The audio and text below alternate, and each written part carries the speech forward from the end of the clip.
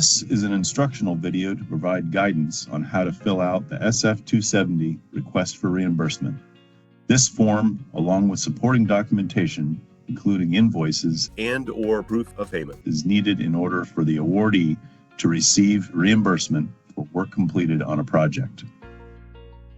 The work to be completed, along with the federal and non-federal amounts, are outlined within the agreement between the program and the awardee. Be aware there are different federal and non-federal amounts based on the program that your project has been funded with. The first box to fill out is box 1A and is the type of payment requested. In this example, we will not be making any advanced payments, so click the reimbursement box. The next box is 1B. This box is for either a final or partial payment.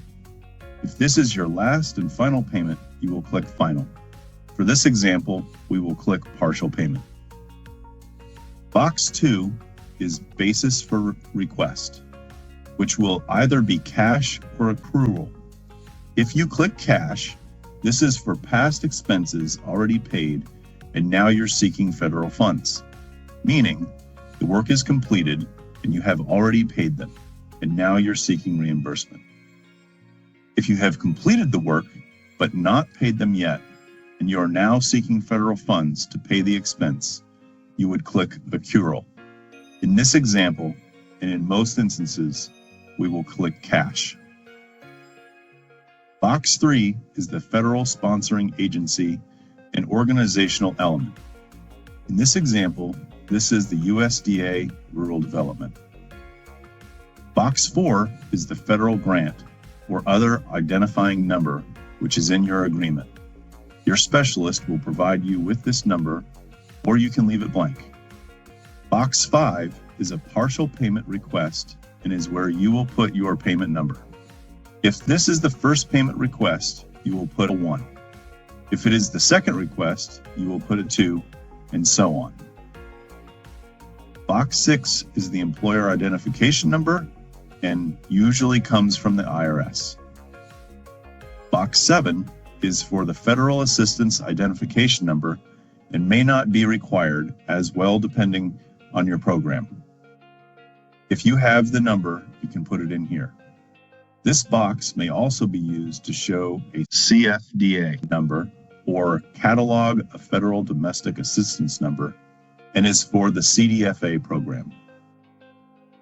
Box 8 is the period covered by this request.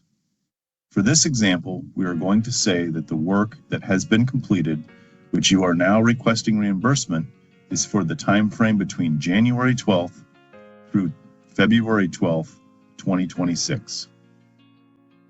Box 9 is the recipient organization information or the awardee information. Here you will put in the name and address information of the awardee. Leave section 10 blank where you can write in ACH so you know it is an electronic deposit. We do not send out checks. For box or section 11, this is the financial information section. First, look at the 3 columns to the right of the Programs, Functions, Activities block. Here you can see column A, B, and C. Some agreements have multiple lines of accounting associated with them. When they do, this is where the different lines of accounting will be broken out. Each agreement is different, so the column names will vary. In some cases, additional documents will be filed along with the SF-270 form to explain Section 11 in detail. In those cases, column A is used as a summary of the additional documents that are submitted with the 270 form, and column B and C will not be filled out. In either case, consult your specialist for guidance on columns B and C. We will not cover them in this video. The next item is in section 11A.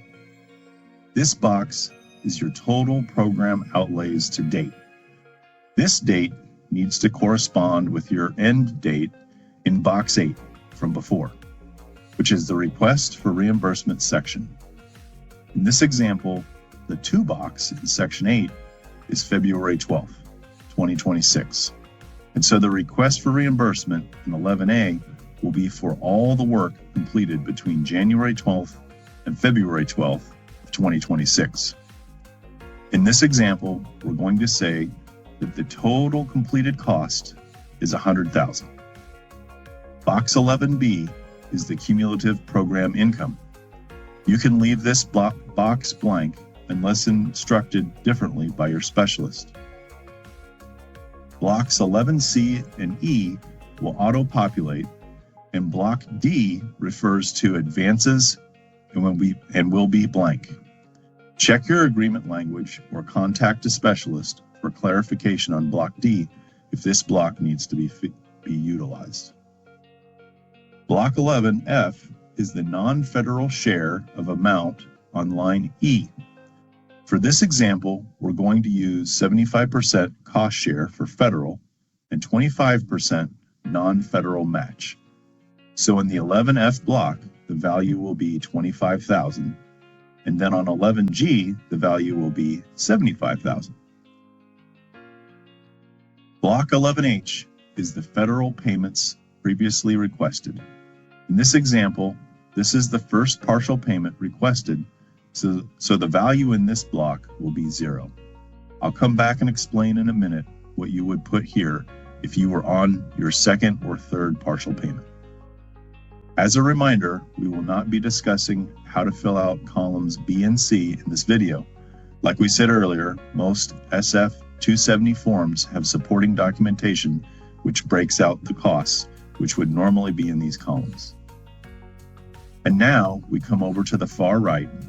Your total request for reimbursement would be $75,000, and this all auto-populates. Scroll down a bit, and you will see Section 12, which details with advances. For the purposes of this example, these blocks will remain 0. The next section is for certification. The person signing this form will put their first and last name, title, and telephone number. An official signer for your entity needs to sign the certification. This will either need to be a digital signature or a wet signature where they print and sign the form. I want to come back up here and show you one more thing. In the example we showed earlier, this was for a partial payment 1 or first payment. If you're on your second reimbursement, scroll back up and change box 5 to the next payment number, and then change the date in box 8 to the next payment period covered. Now, let's go back down to 11A and say now you are requesting $200,000. This value here in 11A would be all expenses being requested to date, which is $300,000.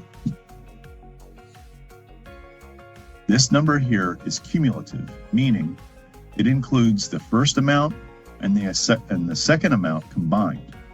These other sections auto-populate like what was shown before.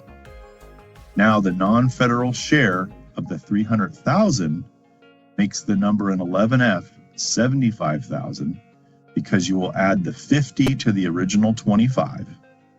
Then do the same thing for the federal share in block 11G, which would make this to 225,000. If you remember in block 11H, the federal payments previously requested block was 0 because it was our first payment. Now that we are on our second request, we put the amount from the first payment here, which was $75,000.